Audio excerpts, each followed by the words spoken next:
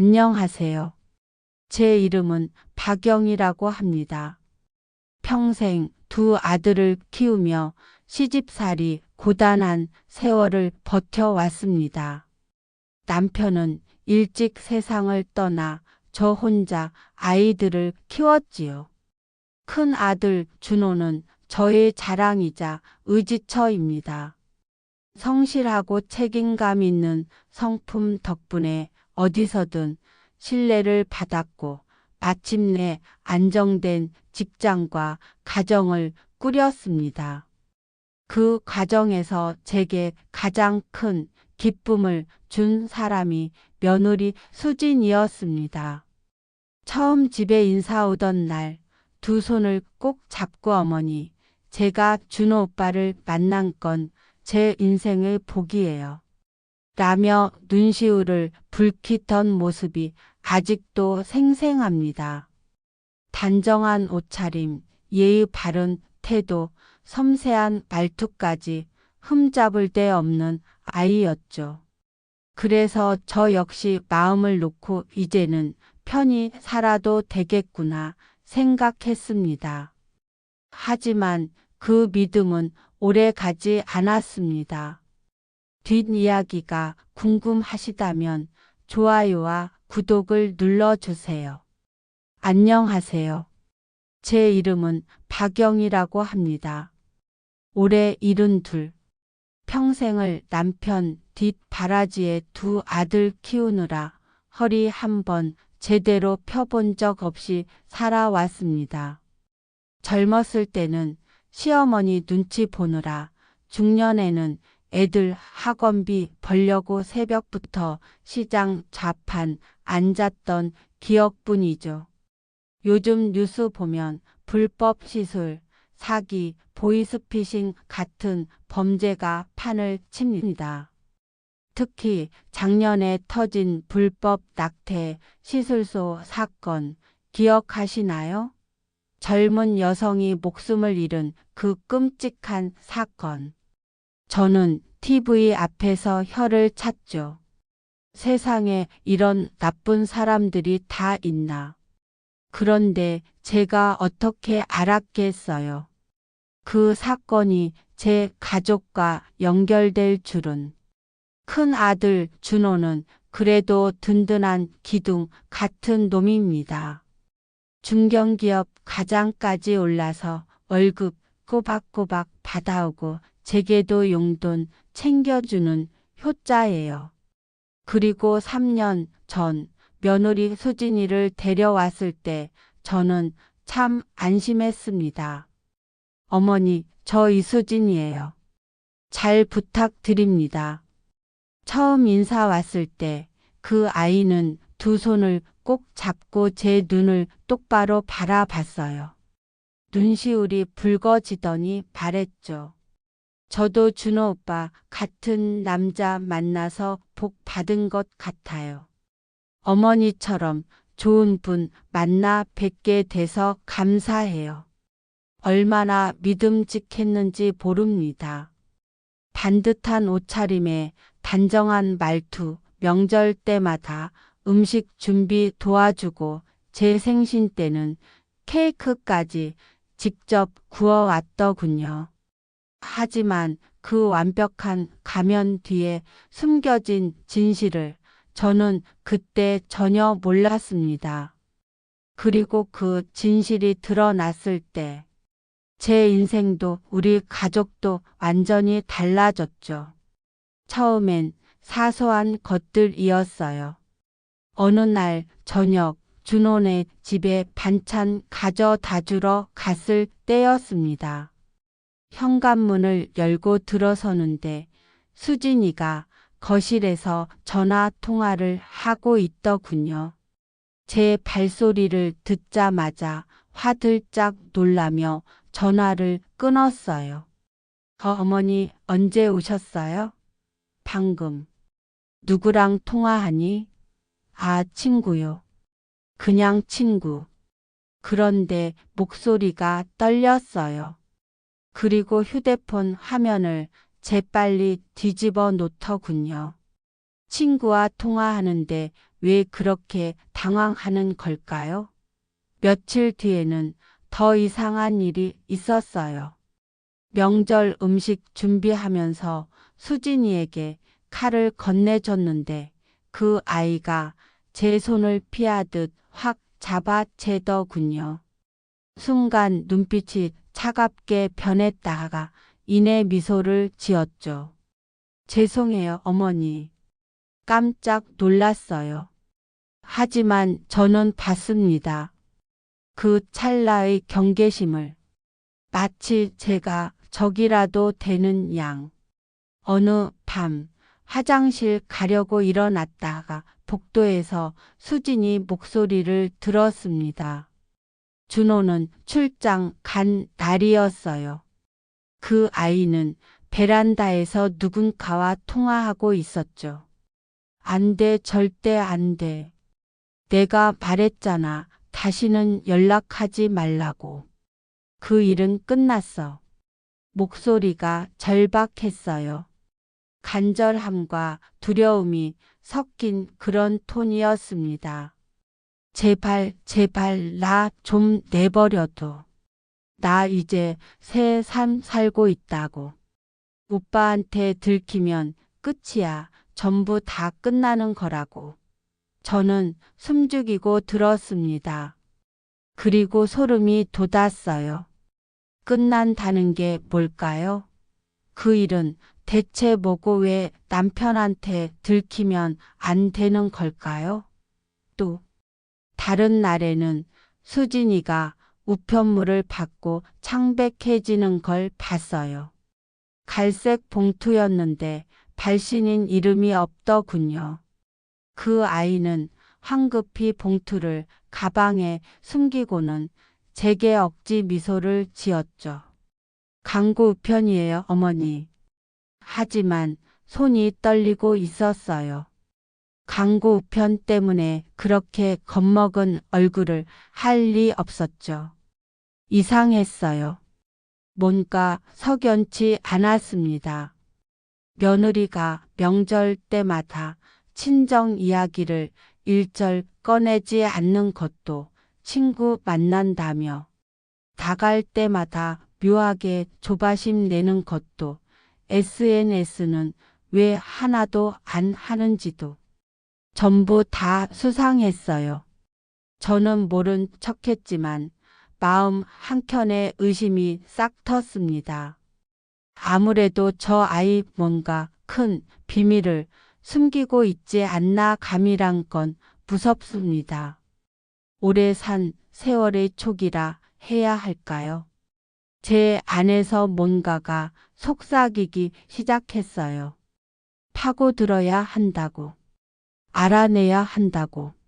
그리고 그날 밤 베란다에서 들은 수진이의 마지막 말이 계속 귓가에 맴돌았습니다. 그 사람은 실족사 한 거라고. 우리 잘못 아니야. 그렇게 말하기로 했잖아. 실족사? 누가 실족사 했다는 걸까요? 그날은 목요일 오후였습니다. 준호가 며칠 뒤 생일이라 수진이가 케이크 주문하러 나간다고 했어요. 저는 청소 도와준다며 준호네 집 열쇠를 받아 먼저 들어갔죠.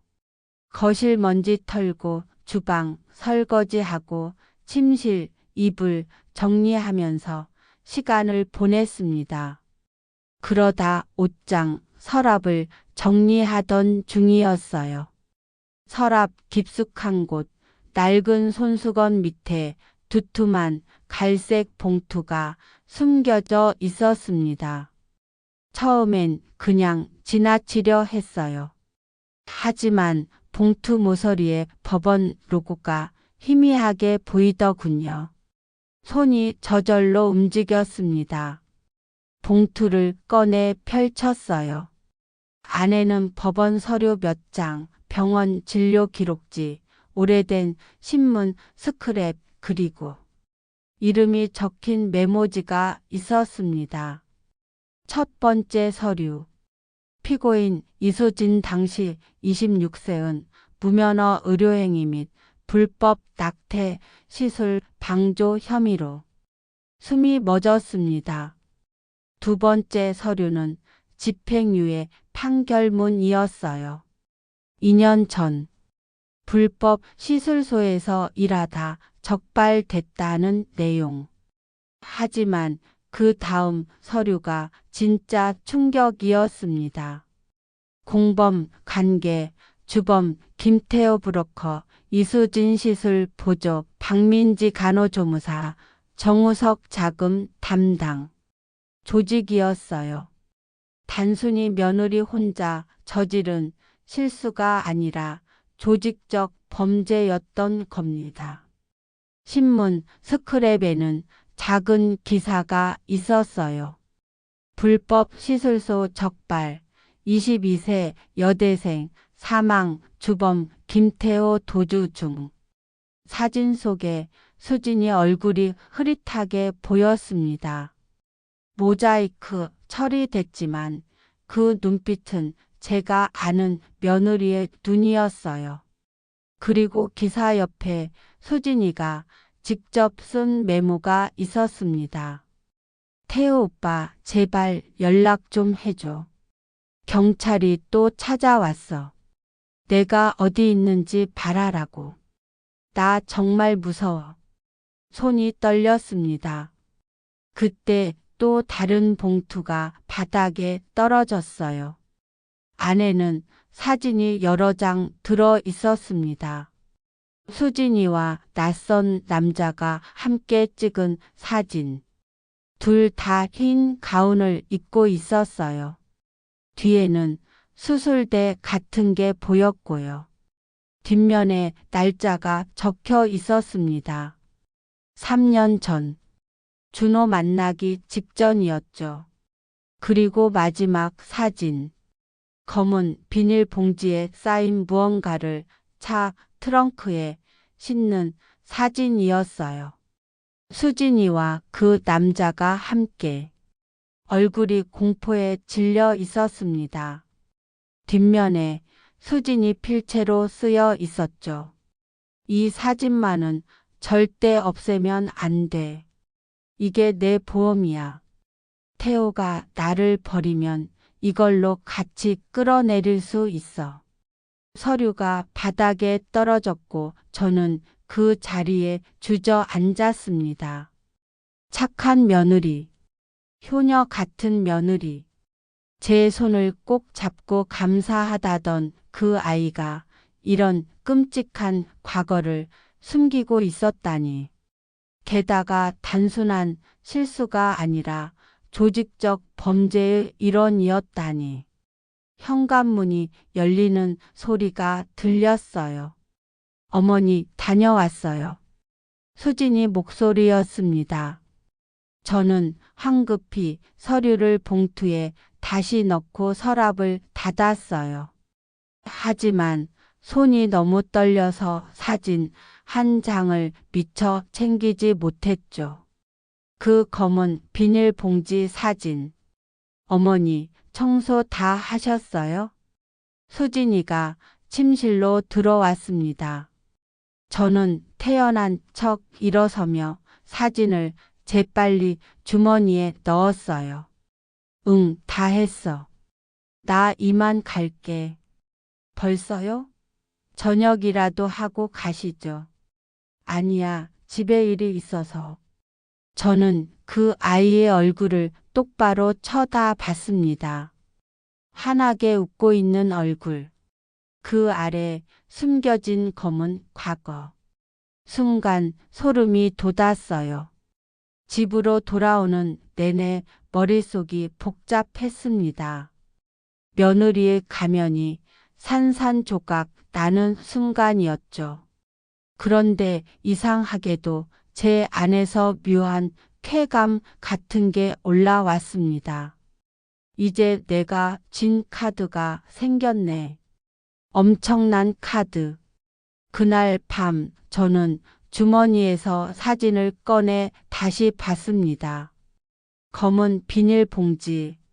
공포에 질린 수진이의 얼굴. 그리고 문득 깨달았죠. 저 봉지 안에 든 건 혹시 그 죽은 여대생이 아닐까? 이틀 뒤 저녁, 저는 준호네 집으로 다시 갔습니다. 준호는 야근이라 집에 없었어요. 수진이만 혼자 있었죠. 저는 가방에서 그 사진을 꺼냈습니다. 수진아. 거실 소파에 앉아 TV 보던 수진이가 고개를 돌렸습니다. 네, 어머니. 이거 설명 좀 해볼래? 저는 사진을 테이블 위에 내려놨어요. 검은 비닐봉지 사진. 수진이의 얼굴이 새하얗게 질렸습니다. 눈동자가 흔들리고 입술이 파르르 떨렸죠. 손에 들고 있던 리모컨이 바닥에 떨어졌어요. 딸그랑 하는 소리가 크게 울렸습니다. 어머니 그게 어디서? 내 서랍에 있더구나. 다른 것들도 다 봤어.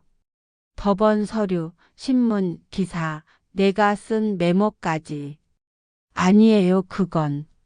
뭐가 아니니? 불법 시술소 조직적 범죄, 사망, 사고. 전부 사실 아니니? 목소리를 낮췄습니다. 차갑게. 수진이는 한참 동안 말이 없었어요. 두 손을 꼭 쥔 채 고개를 푹 숙이고 있었습니다. 어깨가 떨렸어요. 죄송해요, 어머니, 저는. 사람이 죽었어. 제 말에 수진이가 움찔했습니다. 저는 직접 하지 않았어요. 시술은 태호 오빠가 했어요. 저는 그냥 보조만 했어요. 보조? 사진엔 내가 시체를 차에 싣고 있던데? 그건 어쩔 수 없었어요.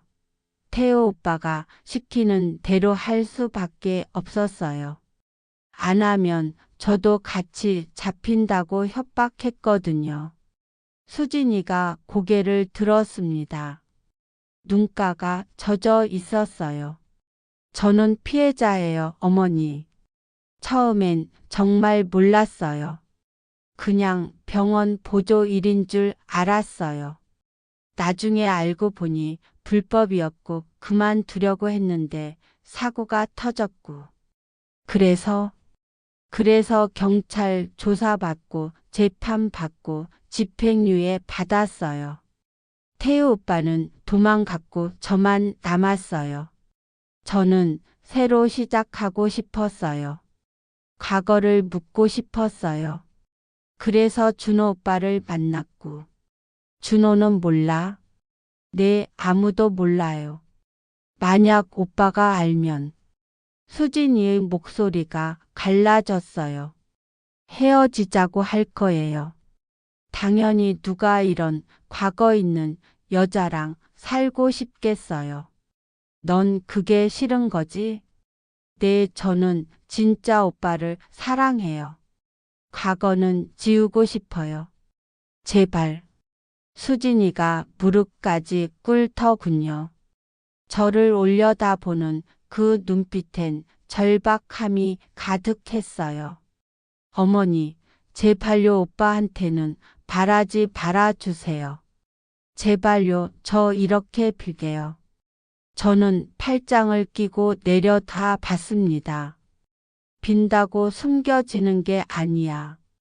넌 사람 목숨이 걸린 사건에 연루됐어. 집행유예라는 건 유죄라는 뜻이고. 하지만 저는 정말 일어나.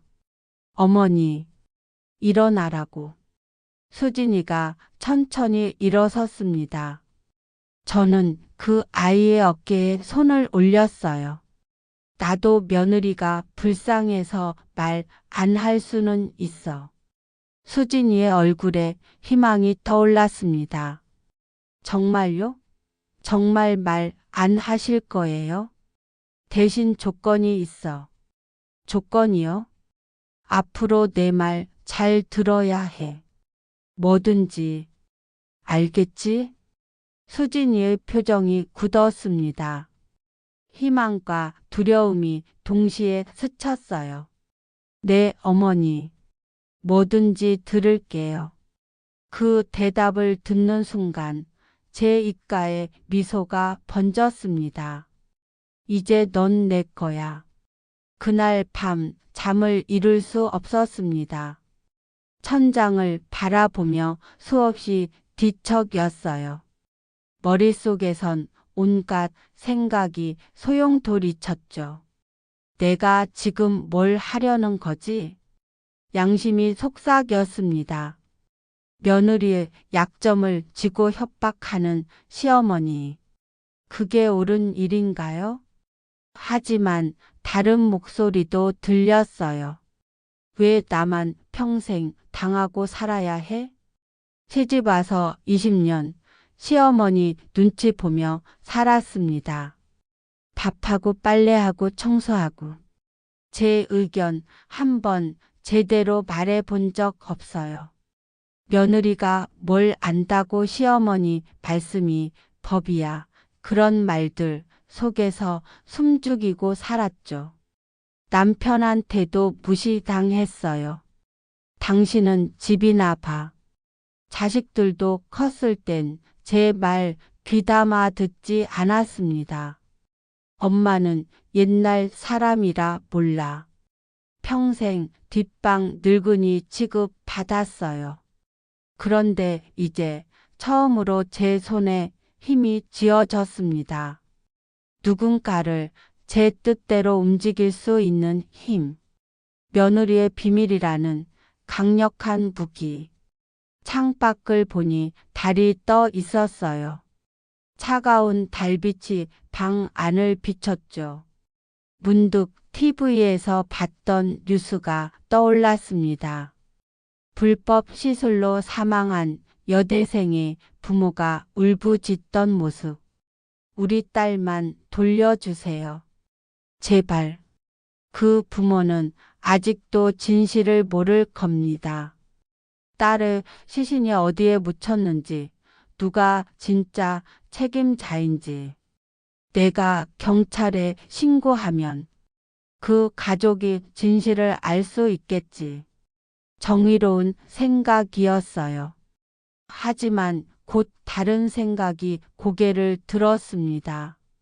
신고하면 우리 가족도 끝이야.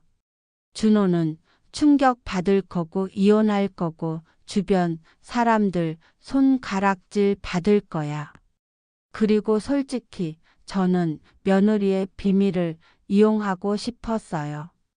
이 나이에 처음으로 권력을 가져본 겁니다. 누군가가 제 말을 고분고분 듣는다는 게 얼마나 달콤한지. 이번엔 내가 주도권을 쥐는 거야. 마음속에서 이상한 쾌감이 차올랐어요. 어두운 감정이었지만 달콤했습니다. 복수심이랄까, 권력욕이랄까. 평생 억눌렸던 감정들이 한꺼번에 분출되는 느낌이었죠. 새벽 4시쯤 저는 침대에서 일어나 거울을 봤습니다. 주름진 얼굴, 힘없는 눈빛, 굽은 등. 72살 노인네의 모습이었어요. 하지만 그날 밤 거울 속 제 눈에서 이상한 빛이 났습니다. 결심한 거예요. 며느리의 비밀을 이용해서 제가 원하는 대로 살겠다고. 양심? 그게 제 인생에 뭘 해줬나요? 착하게 살면 복 받는다고요? 거짓말이에요. 착하게 살수록 이용당하고 무시당하고 짓밟혔어요. 하지만 한편으로는 불안했어요. 나중에 이게 들통나면 어떡하지? 수진이가 경찰에 자수하면? 그래서 저는 보험을 만들기로 했습니다. 수진이가 절대 배신하지 못하도록. 창밖으로 동이 트기 시작했어요. 새벽 공기가 차갑게 느껴졌지만 제 가슴속은 뜨거웠습니다. 수진아, 미안하지만 넌 이제 내 도구야. 그리고 나는 절대 놓지 않을 거야. 그 뒤로 저는 하나씩 요구하기 시작했습니다. 첫 번째는 명절이었어요. 추석이 코앞이었죠.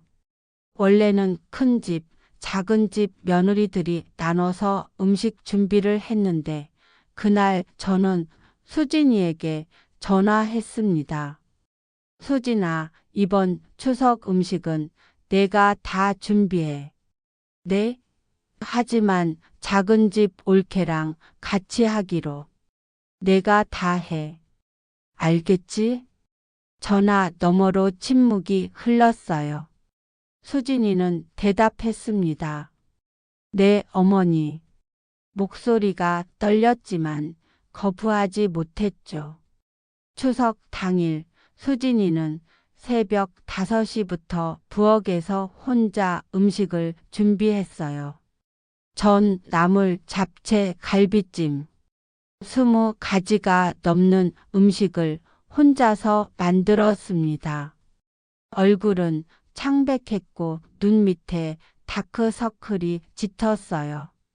고생 많았네. 저는 태연하게 말했습니다. 다른 가족들은 수진이가 효부라며 칭찬했지만 수진이는 제 눈만 바라봤죠. 그 눈빛엔 원망과 체념이 섞여 있었어요. 두 번째 요구는 돈이었습니다. 어느 날 오후 수진이를 따로 불렀어요. 카페에서 단둘이 앉았죠. 수진아, 나 이번에 병원 검진 받아야 하는데 돈이 좀 필요해. 검진이요? 얼마나? 300만 원. 수진이의 눈이 커졌어요. 300만 원이요? 그건 너무. 너밖에 의지할 데가 없어. 저는 수진이의 손을 잡았습니다. 부드럽게, 하지만 단호하게. 내 비밀은 아직 우리끼리만 아는 거지? 수진이의 얼굴이 굳었습니다. 네, 그럼 도와줄 수 있지? 일주일 뒤 수진이는 봉투를 제 손에 쥐어줬습니다. 300만 원이 들어 있었어요. 그 아이의 손이 떨리고 있었죠. 어디서 구했니? 적금 깼어요. 고마워. 저는 봉투를 가방에 넣으며 미소 지었습니다. 속이 다 시원했어요. 세 번째, 네 번째 요구가 이어졌습니다. 수진아, 이번 주말에 내 친구들 집들이 하는데 음식 좀 만들어줘. 수진아, 내 옷 좀 사다 줄래? 백화점 가서 고급으로. 수진아, 요즘 무릎이 아픈데 내가 병원 갈 때 같이 가줘. 매주 화요일마다. 요구할 때마다 수진이는 네, 어머니 하고 고개를 끄덕였어요. 거부할 수 없다는 걸 알고 있었죠. 한 달쯤 지났을까요? 준호네 집에 갔을 때 수진이는 거실 소파에 축 늘어져 있었어요. 얼굴은 핏기가 없었고 눈은 퀭했습니다. 왜 그래, 아프니? 아니에요, 괜찮아요. 하지만 괜찮지 않았어요. 어느 날 저녁 수진이가 제게 말했습니다. 어머니, 제발 이제 그만하면 안 될까요? 뭐가? 이렇게 저한테 계속 시키시는 거요. 저 너무 힘들어요. 수진이의 목소리가 갈라졌어요. 저는 팔짱을 끼고 그 아이를 내려다 봤습니다. 힘들어? 내가 숨긴 비밀 때문에 나도 힘들어. 매일 고민하잖아. 준호한테 말할까 말까? 아니면 경찰에 신고할까? 경찰이요?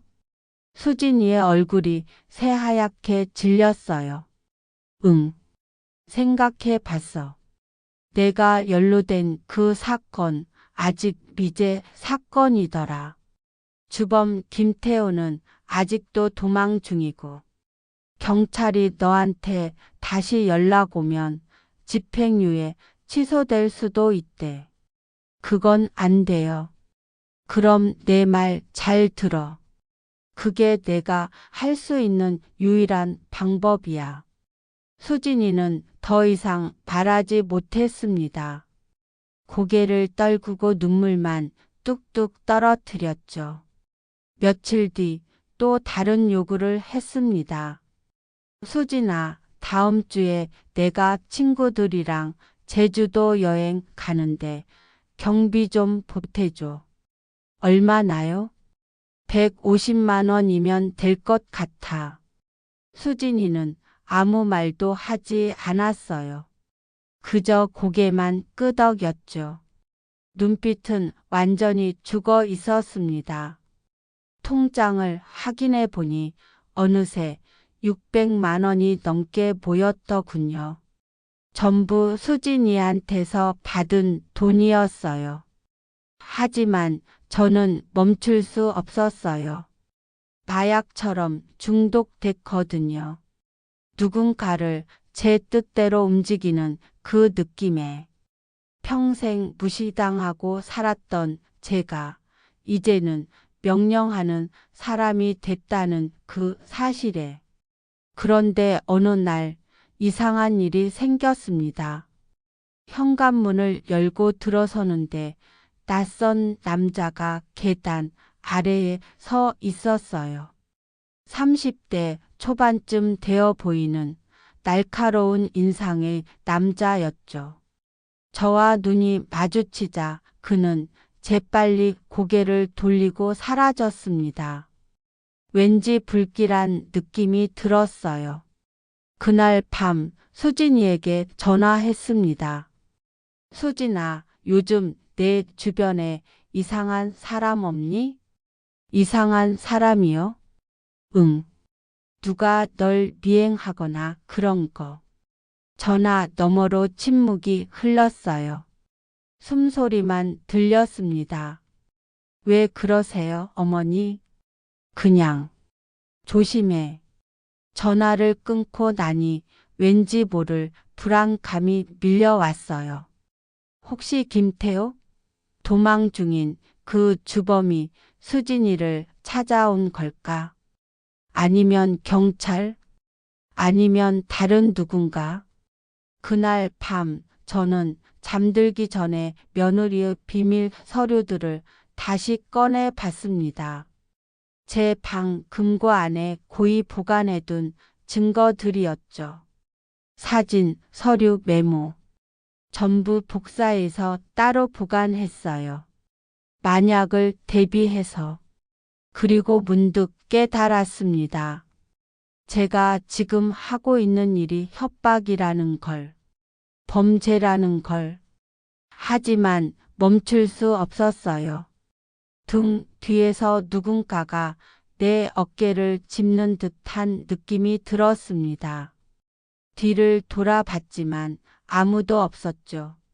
두 달이 지났을 무렵 수진이의 상태는 눈에 띄게 나빠졌습니다. 체중이 빠졌어요. 원래 통통했던 볼은 쑥 들어갔고 옷이 헐렁해 보였습니다. 머리카락도 푸석해졌고 걸음걸이마저 휘청거렸죠. 준호가 걱정하기 시작했어요. 수진아, 요즘 너 왜 그래? 병원 가보자. 괜찮아, 그냥 피곤해서. 진짜 이상해. 엄마, 수진이 요즘 너무 이상하지 않아요? 준호가 저한테 물었을 때 저는 태연하게 대답했습니다.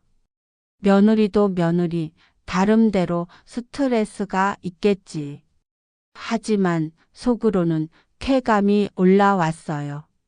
수진이가 무너지는 모습을 보는 게 즐거웠거든요. 그러던 어느 날 밤 준호한테서 급한 전화가 왔습니다. 엄마, 지금 당장 우리 집으로 와주세요. 왜? 무슨 일인데? 수진이가 이상해요. 계속 울고 뭐라고 중얼거리고 제발 와주세요. 저는 황급히 옷을 입고 준호네 집으로 달려갔어요. 현관문을 열고 들어서자 충격적인 광경이 펼쳐졌습니다. 수진이가 거실 바닥에 주저앉아 있었어요. 머리카락은 헝클어져 있었고 눈은 충혈돼 있었죠. 손에는 칼이 들려 있었습니다. 수진아. 준호가 다가가려 하자 수진이가 칼을 자기 손목에 갖다 댔어요. 오지 마. 오지 말라고. 수진아, 진정해. 칼 내려놔. 못 내려놔. 저는 더 이상 못 살겠어요. 수진이가 흐느꼈습니다. 매일매일 지옥이에요. 어머니는 계속 요구하고 저는 돈도 없고 시간도 없고 더 이상 못 버티겠어요. 준호가 얼어붙었어요. 어머니, 우리 엄마가 뭘 요구했는데? 돈이요, 돈 600만 원 넘게 가져갔어요. 그것뿐만 아니라 매일 심부름 시키고 명절 음식 혼자 다 하라고 하고. 뭐? 준호가 저를 돌아봤습니다. 눈빛이 차갑게 변했어요. 엄마, 이게 무슨 소리예요? 저는 당황했지만 태연한 척했습니다. 수진이가 지금 정신이 없어서 그래. 무슨 헛소리를. 헛소리 아니에요. 수진이가 소리쳤습니다. 어머니가 제 비밀을 알아냈어요. 그리고 그걸로 저를 협박했어요. 말 안 들으면 오빠한테 말하겠다고 경찰에 신고하겠다고. 비밀? 무슨 비밀? 준호가 물었어요. 수진이가 바닥에 주저앉아 울음을 터뜨렸습니다. 저는 과거에 불법 시술소에서 일했어요. 뭐? 사람이 죽었어요. 22살 여대생이 저희 시술소에서 수술 받다가 죽었어요. 그리고 저는 그 시신을 차에 싣고 어딘가에 버렸어요. 준호의 얼굴이 새하얗게 질렸습니다. 거짓말이지? 장난치는 거지? 진짜예요. 저는 집행유예 받았어요. 2년 전에. 오빠 만나기 전에. 그리고 그걸 어머니가 알아낸 거예요. 준호가 비틀거렸어요. 벽에 기대서야 겨우 버텼죠.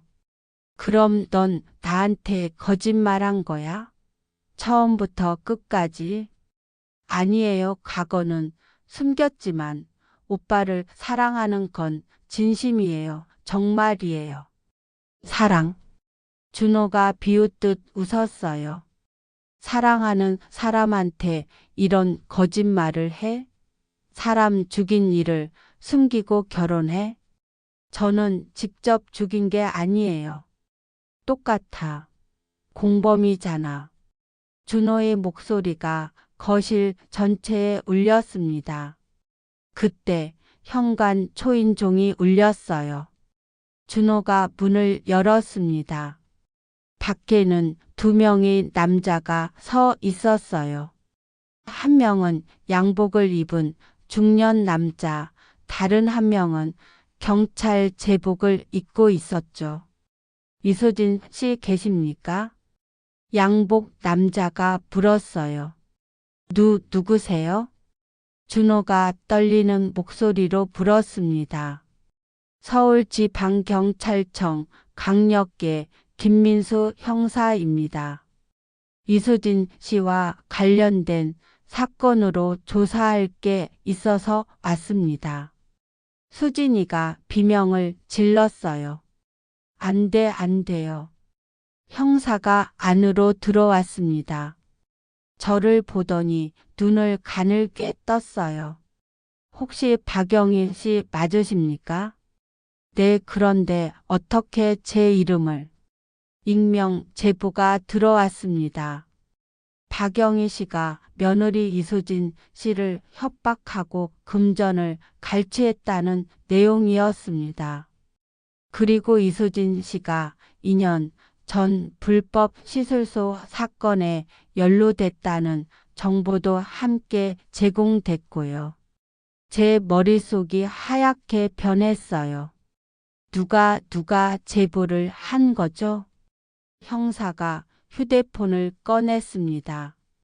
제보자는 익명을 요청했지만 통화 녹음 파일을 제공했습니다. 들어보시겠습니까? 버튼을 눌렀어요. 녹음 파일에서 제 목소리가 흘러나왔습니다.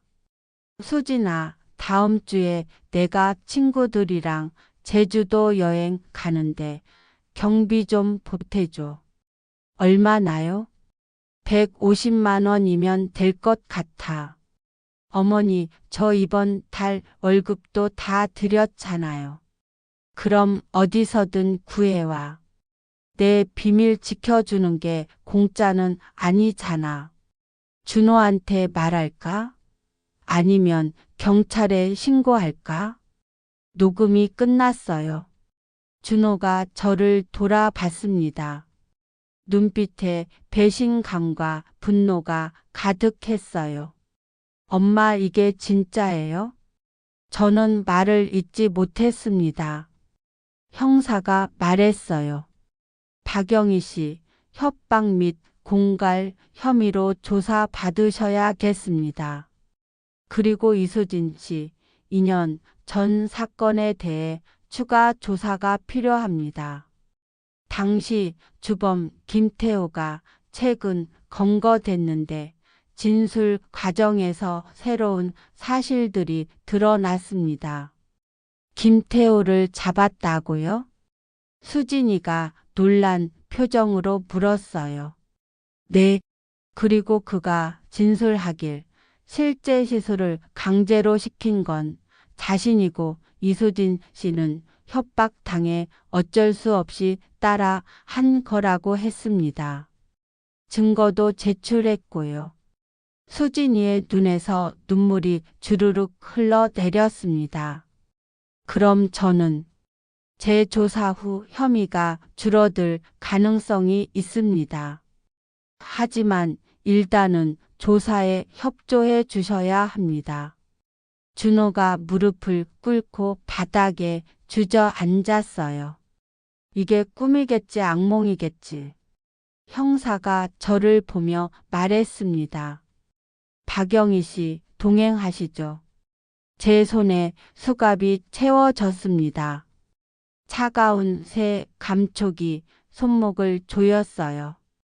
준호가 저를 올려다 봤습니다. 엄마, 어떻게 이럴 수가 있어요? 제 아내를, 제 가족을. 저는 대답할 수 없었습니다. 경찰차에 실려가면서 뒤를 돌아봤어요. 준호는 수진이를 안고 울고 있었습니다. 그 모습을 보는 순간 저는 깨달았습니다. 제가 무너뜨린 건 며느리만이 아니라 제 아들이었다는 걸, 제 가족 전체였다는 걸 씩 요구하기 시작했습니다. 첫 번째는 명절이었어요. 추석이 코앞이었죠. 원래는 큰 집, 작은 집 며느리들이 나눠서 음식 준비를 했는데 그날 저는 수진이에게 전화했습니다. 수진아, 이번 추석 음식은 내가 다 준비해. 네? 하지만 작은 집 올케랑 같이 하기로. 내가 다 해. 알겠지? 전화 너머로 침묵이 흘렀어요. 수진이는 대답했습니다. 네, 어머니. 목소리가 떨렸지만 거부하지 못했죠. 추석 당일 수진이는 새벽 5시부터 부엌에서 혼자 음식을 준비했어요. 전, 나물, 잡채, 갈비찜, 20가지가 넘는 음식을 혼자서 만들었습니다. 얼굴은 창백했고 눈 밑에 다크서클이 짙었어요. 고생 많았네. 저는 태연하게 말했습니다. 다른 가족들은 수진이가 효부라며 칭찬했지만 수진이는 제 눈만 바라봤죠. 그 눈빛엔 원망과 체념이 섞여 있었어요. 두 번째 요구는 돈이었습니다. 어느 날 오후 수진이를 따로 불렀어요. 카페에서 단둘이 앉았죠. 수진아, 나 이번에 병원 검진 받아야 하는데 돈이 좀 필요해. 검진이요? 얼마나? 300만 원. 수진이의 눈이 커졌어요. 300만 원이요? 그건 너무. 너밖에 의지할 데가 없어. 저는 수진이의 손을 잡았습니다. 부드럽게, 하지만 단호하게. 내 비밀은 아직 우리끼리만 아는 거지? 수진이의 얼굴이 굳었습니다. 네, 그럼 도와줄 수 있지? 일주일 뒤 수진이는 봉투를 제 손에 쥐어줬습니다. 300만 원이 들어 있었어요. 그 아이의 손이 떨리고 있었죠. 어디서 구했니? 적금 깼어요. 고마워. 저는 봉투를 가방에 넣으며 미소 지었습니다. 속이 다 시원했어요. 세 번째, 네 번째 요구가 이어졌습니다. 수진아, 이번 주말에 내 친구들 집들이 하는데 음식 좀 만들어줘. 수진아, 내 옷 좀 사다 줄래? 백화점 가서 고급으로. 수진아, 요즘 무릎이 아픈데 내가 병원 갈 때 같이 가줘.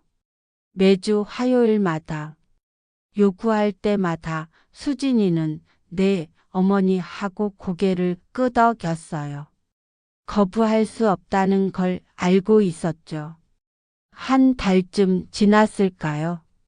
준호네 집에 갔을 때 수진이는 거실 소파에 축 늘어져 있었어요. 얼굴은 핏기가 없었고 눈은 퀭했습니다. 왜 그래, 아프니?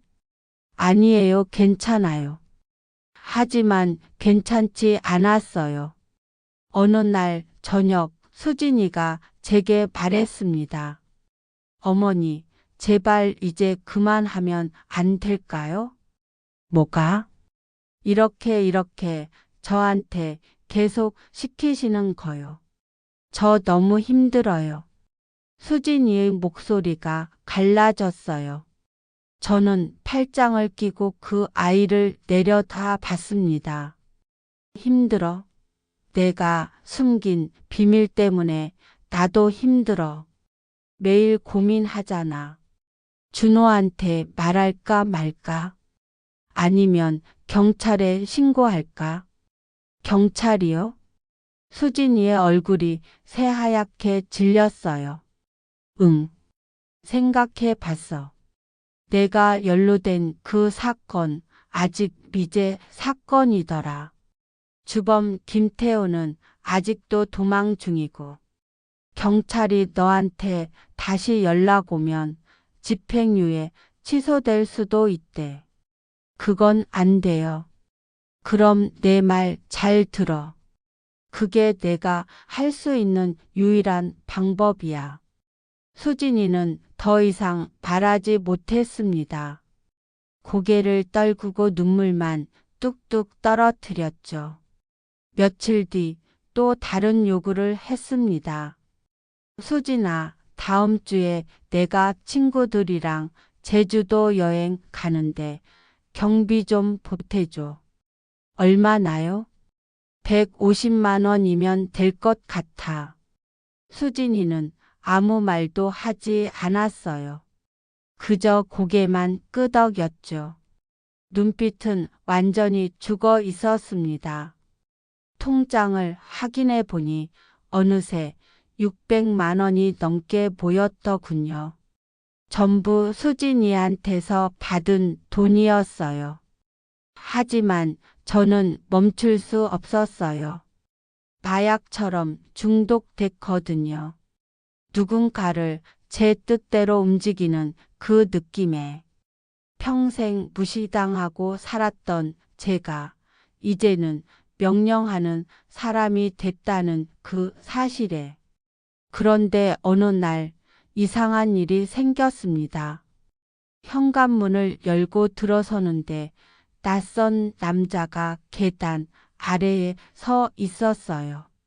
30대 초반쯤 되어 보이는 날카로운 인상의 남자였죠. 저와 눈이 마주치자 그는 재빨리 고개를 돌리고 사라졌습니다. 왠지 불길한 느낌이 들었어요. 그날 밤 수진이에게 전화했습니다. 수진아, 요즘 내 주변에 이상한 사람 없니? 이상한 사람이요? 응. 누가 널 미행하거나 그런 거. 전화 너머로 침묵이 흘렀어요. 숨소리만 들렸습니다. 왜 그러세요, 어머니? 그냥. 조심해. 전화를 끊고 나니 왠지 모를 불안감이 밀려왔어요. 혹시 김태호? 도망 중인 그 주범이 수진이를 찾아온 걸까? 아니면 경찰? 아니면 다른 누군가? 그날 밤 저는 잠들기 전에 며느리의 비밀 서류들을 다시 꺼내 봤습니다. 제 방 금고 안에 고이 보관해둔 증거들이었죠. 사진, 서류, 메모. 전부 복사해서 따로 보관했어요. 만약을 대비해서. 그리고 문득 깨달았습니다. 제가 지금 하고 있는 일이 협박이라는 걸, 범죄라는 걸. 하지만 멈출 수 없었어요. 등 뒤에서 누군가가 내 어깨를 짚는 듯한 느낌이 들었습니다. 뒤를 돌아봤지만 아무도 없었죠. 7장. 덫에 걸린 며느리 마이너스 반전의 폭풍. 캐릭터 클라이맥스 900 마이너스 1100 스타일 격정 폭발. 시점 1인칭 극적 표현 묘사 방식 충돌 강렬 병렬 내레이션 BS 대화 6040 복선 반전 장치 작곡 가족상 몰개 작품 규칙 대립 장면 짧은 대사 감각 묘사 두 달이 지났을 무렵 수진이의 상태는 눈에 띄게 나빠졌습니다. 체중이 빠졌어요. 원래 통통했던 볼은 쑥 들어갔고 옷이 헐렁해 보였습니다. 머리카락도 푸석해졌고 걸음걸이마저 휘청거렸죠. 준호가 걱정하기 시작했어요. 수진아, 요즘 너 왜 그래? 병원 가보자. 괜찮아, 그냥 피곤해서. 진짜 이상해. 엄마, 수진이 요즘 너무 이상하지 않아요? 준호가 저한테 물었을 때 저는 태연하게 대답했습니다. 며느리도 며느리, 나름대로 스트레스가 있겠지. 하지만 속으로는 쾌감이 올라왔어요. 수진이가 무너지는 모습을 보는 게 즐거웠거든요. 그러던 어느 날 밤 준호한테서 급한 전화가 왔습니다. 엄마, 지금 당장 우리 집으로 와주세요. 왜? 무슨 일인데? 수진이가 이상해요. 계속 울고 뭐라고 중얼거리고 제발 와주세요. 저는 황급히 옷을 입고 준호네 집으로 달려갔어요. 현관문을 열고 들어서자 충격적인 광경이 펼쳐졌습니다. 수진이가 거실 바닥에 주저앉아 있었어요. 머리카락은 헝클어져 있었고 눈은 충혈돼 있었죠. 손에는 칼이 들려 있었습니다. 수진아. 준호가 다가가려 하자 수진이가 칼을 자기 손목에 갖다 댔어요. 오지 마. 오지 말라고. 수진아, 진정해. 칼 내려놔. 못 내려놔. 저는 더 이상 못 살겠어요. 수진이가 흐느꼈습니다. 매일매일 지옥이에요. 어머니는 계속 요구하고 저는 돈도 없고 시간도 없고 더 이상 못 버티겠어요. 준호가 얼어붙었어요. 어머니, 우리 엄마가 뭘 요구했는데? 돈이요, 돈 600만 원 넘게 가져갔어요. 그것뿐만 아니라 매일 심부름 시키고 명절 음식 혼자 다 하라고 하고. 뭐? 준호가 저를 돌아봤습니다. 눈빛이 차갑게 변했어요. 엄마, 이게 무슨 소리예요? 저는 당황했지만 태연한 척했습니다. 수진이가 지금 정신이 없어서 그래. 무슨 헛소리를. 헛소리 아니에요. 수진이가 소리쳤습니다. 어머니가 제 비밀을 알아냈어요. 그리고 그걸로 저를 협박했어요. 말 안 들으면 오빠한테 말하겠다고 경찰에 신고하겠다고. 비밀? 무슨 비밀? 준호가 물었어요. 수진이가 바닥에 주저앉아 울음을 터뜨렸습니다. 저는 과거에 불법 시술소에서 일했어요. 뭐? 사람이 죽었어요.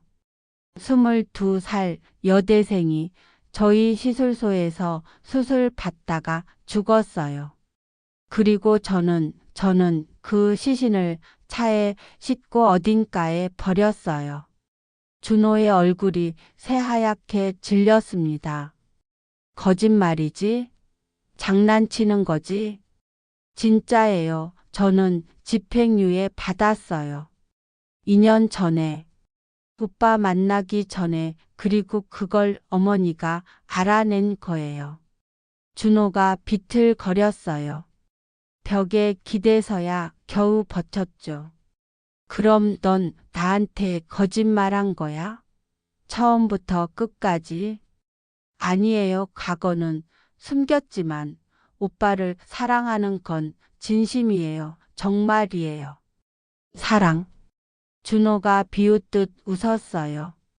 사랑하는 사람한테 이런 거짓말을 해? 사람 죽인 일을 숨기고 결혼해? 저는 직접 죽인 게 아니에요. 똑같아. 공범이잖아.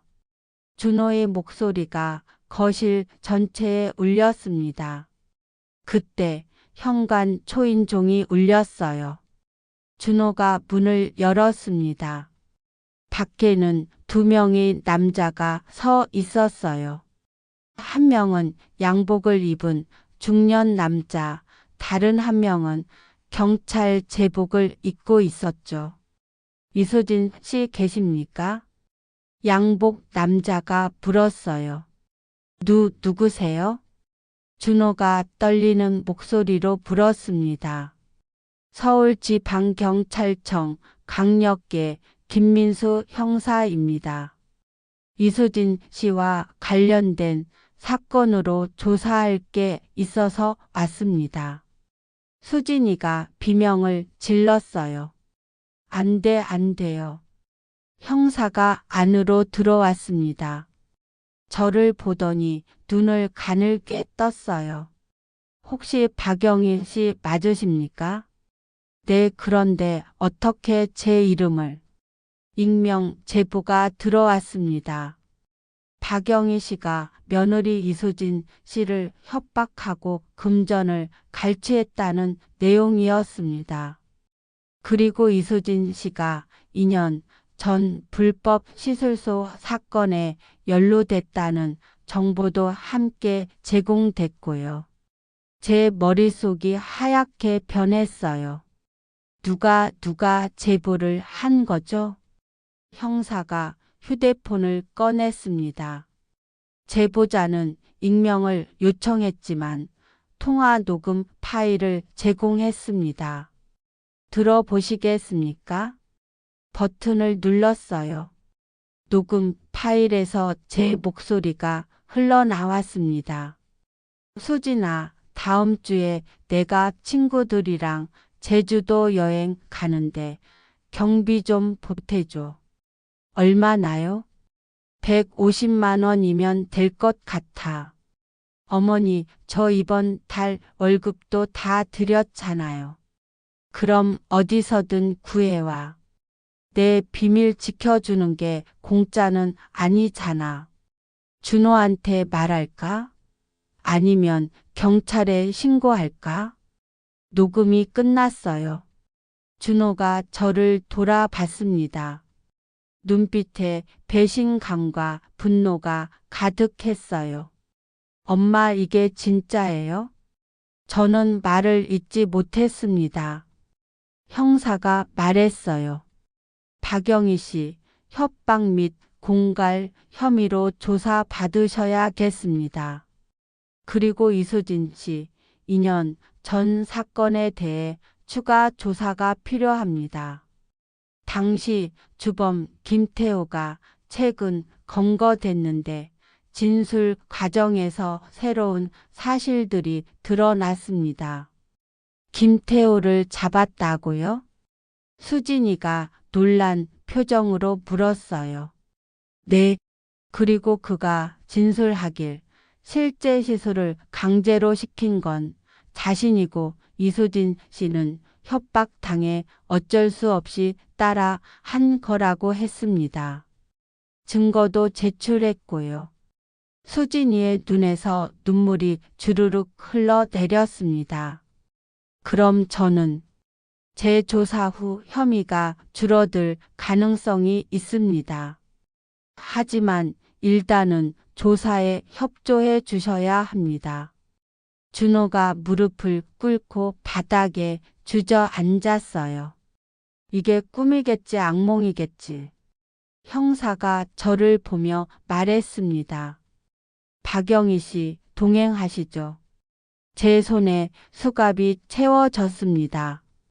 차가운 새 감촉이 손목을 조였어요. 준호가 저를 올려다 봤습니다. 엄마, 어떻게 이럴 수가 있어요? 제 아내를, 제 가족을. 저는 대답할 수 없었습니다. 경찰차에 실려가면서 뒤를 돌아봤어요. 준호는 수진이를 안고 울고 있었습니다.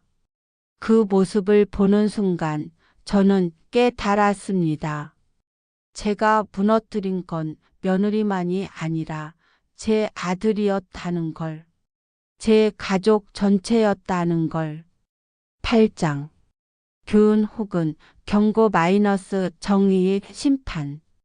캐릭터 결말 엔드 교훈 700 마이너스 900 스타일 잔향 고풍적 시점 1인칭 해고 표현 묘사 방식 요약조로 문장 내레이션 BS 대화 메이 마이너스 95 복선 반전 장치 느낌 지혜 하숙 작품 규칙 마지막은 교훈 경고 유도. 그로부터 6개월이 지났습니다. 저는 지금 구치소에 있습니다. 협박죄, 공갈죄로 징역 1년을 선고받았어요. 72의 나이에 처음으로 감옥에 들어왔죠. 재판 과정에서 모든 게 밝혀졌습니다. 제가 며느리를 협박했던 내용, 600만 원이 넘는 돈을 갈취한 사실, 그리고 심부름과 노동을 강요한 증거들 전부 다 드러났어요. 그 익명 제보자가 누구였는지도 알게 됐습니다. 준호의 회사 동료였어요.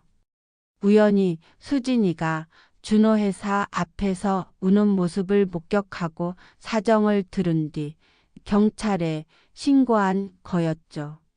그리고 수진이를 설득해서 대화 내용을 녹음하도록 도왔다고 합니다. 수진이는 어떻게 됐을까요? 재조사 결과 김태호의 증언과 새로운 증거들이 수진이의 혐의를 크게 줄여줬습니다.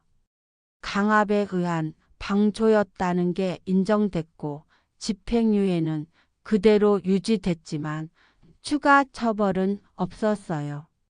더 놀라운 건 그 죽은 여대생의 시신이 발견됐다는 겁니다. 김태호가 위치를 자백했고 유가족들은 3년 만에 딸을 찾을 수 있었죠. 뉴스에서 봤어요. 여대생의 어머니가 영정 사진을 안고 우는 모습을. 이제야 우리 딸 집에 데려올 수 있어요. 이제야. 그 모습을 보면서 깨달았습니다. 제가 숨기려 했던 건 단순한 며느리의 비밀이 아니라 누군가의 딸이 겪은 비극이었다는 걸. 그리고 그 진실이 밝혀짐으로써 한 가족이 조금이나마 평화를 찾을 수 있었다는 걸. 준호와 수진이는 어떻게 됐을까요? 처음엔 이혼 직전까지 갔습니다. 준호는 배신감에 수진이를 용서할 수 없다고 했죠. 하지만 재판 과정에서 진실이 드러나면서 마음이 조금씩 바뀌었나 봅니다. 수진이가 얼마나 고통받았는지, 제가 얼마나 잔인하게 협박했는지 알게 됐으니까요. 지난주 준호가 면회를 왔어요. 엄마, 준호야, 왜 그랬어요? 왜? 저는 대답할 수 없었습니다. 평생 엄마를 존경했어요. 어려운 환경에서 저희를 키워주셨잖아요. 그런 엄마가 어떻게 이럴 수 있어요? 미안하다. 수진이도 피해자였어요. 저보다 더 큰 피해자였어요. 그런데 엄마는 그 아이를 더 괴롭혔어요. 준호의 눈에서 눈물이 흘렀어요. 엄마, 저는 엄마를 용서할 수 없어요. 적어도 지금은. 그 말을 남기고 준호는 돌아갔습니다. 저는 그날 밤 많이 울었어요. 평생 처음으로 제 잘못을 진심으로 후회하면서. 지금 이 이야기를 듣고 계신 여러분께 묻고 싶습니다. 만약 누군가의 치명적인 비밀을 알게 된다면 어떻게 하시겠습니까? 저는 그 비밀을 무기로 만들었습니다. 평생 무시당하고 살았으니 한 번쯤은 힘을 가져봐도 되지 않겠냐고 스스로를 합리화했죠. 하지만 틀렸습니다. 비밀은 힘이 아닙니다. 책임입니다. 누군가의 비밀을 알게 됐다는 건 그 사람의 인생 일부를 맡게 된 겁니다. 그걸 어떻게 다루느냐에 따라 당신도 상대방도 그리고 주변 사람들도 전부 달라집니다. 저는 잘못된 선택을 했어요. 그리고 그 대가로 아들을 잃었고 자유를 잃었고 명예를 잃었습니다. 최근 뉴스를 보면 비슷한 사건이 종종 나옵니다. 협박, 공갈, 불법 촬영, 몸캠 피싱. 전부 다 누군가의 비밀을 이용한 범죄들이죠. 피해자들은 고통받고 가해자들은 처벌받습니다. 하지만 가장 큰 피해는 무너진 관계입니다. 가족, 친구, 연인. 한번 깨진 신뢰는 다시 회복되기 어렵죠. 여러분이라면 어떤 선택을 하시겠습니까? 누군가의 비밀을 알게 됐을 때 그걸로 이득을 취하시겠습니까? 아니면 침묵하시겠습니까? 아니면 정의를 위해 밝히시겠습니까? 정답은 하나입니다. 자신의 양심에 물어보는 겁니다. 그리고 만약 그 선택이 누군가를 해치는 거라면 절대 하지 마세요. 저는 이제 곧 출소합니다. 그리고 준호한테, 수진이한테 진심으로 사과할 겁니다. 용서받지 못해도 괜찮아요. 제가 저지른 일은 용서받을 자격이 없으니까. 다만 한 가지 이 이야기를 듣는 분들께 부탁드립니다. 제 실수를 교훈으로 삼아 주세요. 권력은 힘이 아닙니다. 책임입니다. 비밀은 무기가 아닙니다. 신뢰입니다. 그리고 정의는 언제나 승리합니다. 비록 시간이 걸리더라도.